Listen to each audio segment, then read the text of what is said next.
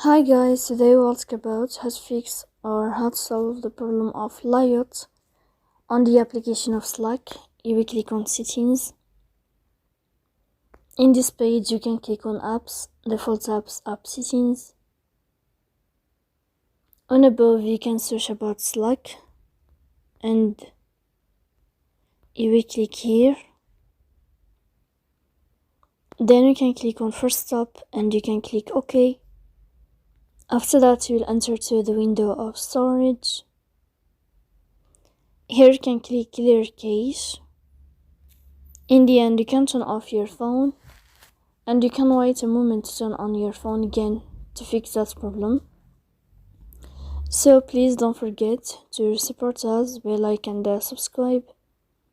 See you next time in another video and thank you for your attention and you are watching.